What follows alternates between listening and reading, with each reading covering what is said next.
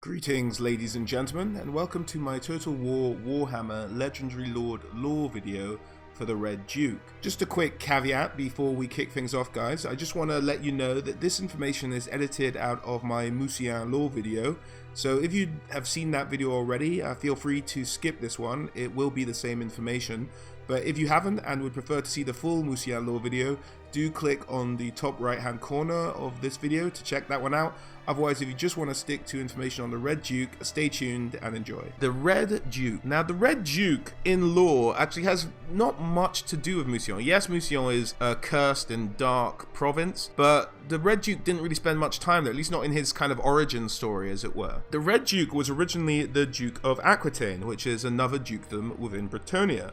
And he, along with his king, went down and they joined the Crusades, which is when Jafar, the Sultan of Araby, marched up through the lands of Estalia and had started to threaten the kingdom, the southern edge of Bretonnia. To give you an idea of the timeline, the Crusades occurred around the year 1450 of the imperial calendar. So that puts it around 1500 years before the start of the current Total War Warhammer timeline. Now, all the Knights of Bretonnia got together, marched south, helped out the last remnants of the Estalian army. They fought back Jafar out of Estalia and then crossed the sea into Araby to fight him there. And indeed, they did defeat the Sultan of Jafar. And during all this fighting, the Duke of Aquitaine had earned himself a name. He proved himself such a sort of noble and able combatant that he started to be called El Sif, which in Araby meant the Northern Sword. He would become feared amongst his sort of Araby enemies to such a point that they'd named him by sight. And yeah, indeed, El Sif was sort of rampaging around Araby, helping out the king and winning the battles for Bretonnia. Now, at some point, Abarash, who is the head, one of the first vampires ever to exist in the Warhammer world, and one of the most notable warriors to ever exist in Warhammer period. He was in Araby at the time, and he'd overheard the tales of El Sif and wanted to meet him, always looking for a challenge or a fight and just to see good martial skills. He just likes a good duelist. He enjoys seeing a good fight. So Abarash, who, if you want to find out more, do check out my Missing Legendary Lords lore video for the vampire counts just popping up on the right hand corner of your screen now. He eventually tracks down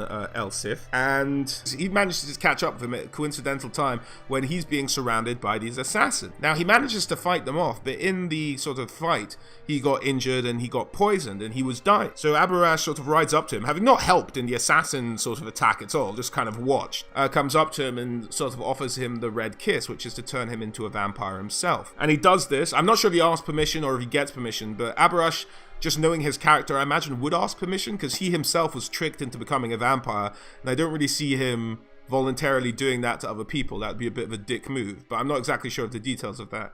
Suffice to say, he gives him the red kiss, turns him into a vampire, and essentially you don't turn into a vampire straight away. It's not instantaneous. So he returns the Duke to his camp and to his men. And the Duke and the men just think he's sick and he's kind of in like a semi-conscious state and he's writhing and sweating and they just think he's ill. And on the third day, they assume he's dying or he's dead, and they're just sort of making preparations for him to pass on. Now, the chap who sent the assassins to try and kill him, not necessarily named, he's just a baron of some sort who's in the Bretonnian army. So this is internal strife, you see. It's not the armies of Araby trying to kill the Northern Sword. It's Bretonnians just trying to play power games while they're on the Crusades.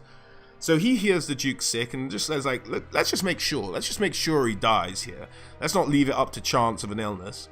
So he sneaks into the Duke's room and is about to kill him, but at that point the Duke awakens, having actually died a little bit earlier, and kills the Baron, having just turned into a vampire. And the Duke emerges from his tent and just starts to kill all the retinue of knights around him, because he's not exactly sure what's going on. He's in a state of heightened confusion.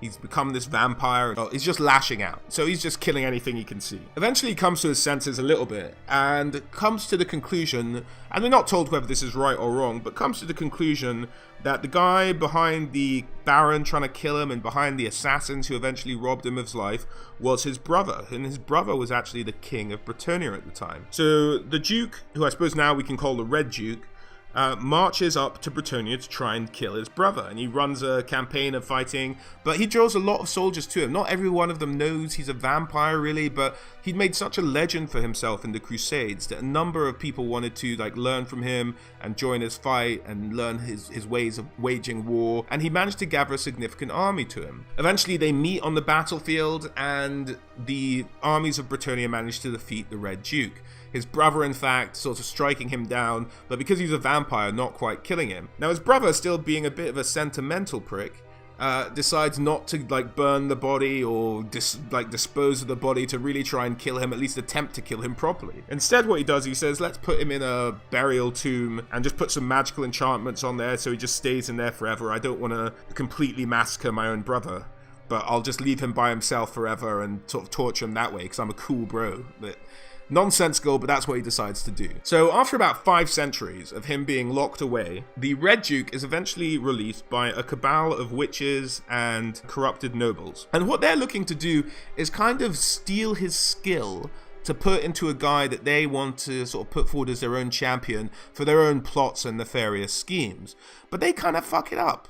They don't really get it right. They kind of mess the whole thing up, and eventually the Red Duke is just free. They break the bonds. They don't sort of take his skill with a martial skill and put it into somebody else. They just unleash the Red Duke. Having spent the last 500 years alone in a tomb, he's gone absolutely batshit. He is just nuts. He doesn't really understand what's going on. He doesn't really understand it's 500 years. I mean, isolation for one person for over the course of the week can be completely mentally torturous. But for 500 years, imagine having to go through that. So he's come out and he's just like, oh my god, let's go kill my brother, the king. And they're like, your brother's not the king anymore. What are you doing, man? And he's like, yes he is. Stop being an asshole. Let's go kill the king.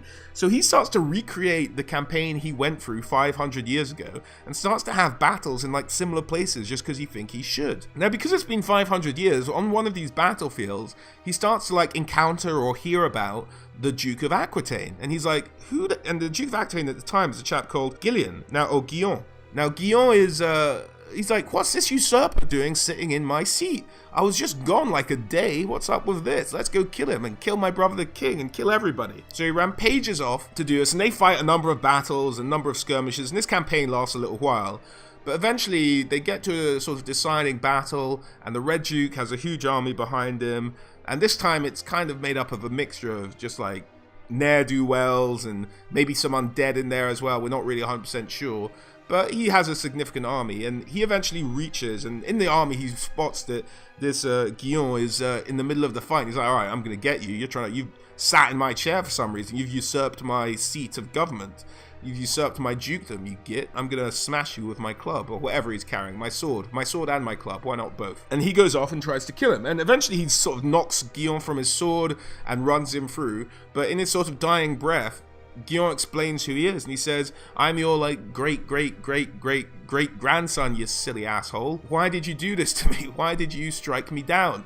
And the Red Duke finally has this sort of flash of sanity. So he realizes he's just completely destroyed his legacy, his genetic legacy, the legacy of his bloodline, and distraught and completely shattered, I suppose. He just wanders off into the wilderness. And that's really the last anyone sees of the Red Duke. And that about sums it up for the Red Duke. I suppose the assumption is from Creative Assembly is that after that decisive battle, he headed off and eventually found his way to Mousillon, where he leads the former dukedom from this day forward. But an interesting character, the Red Duke, slightly tortured, driven mad, being betrayed, potentially betrayed by his brother, betrayed by his countrymen, led a bit of a rough life, and now is just a firm leader of the undead, descended from the Abarash bloodline, which is a bloodline of some repute.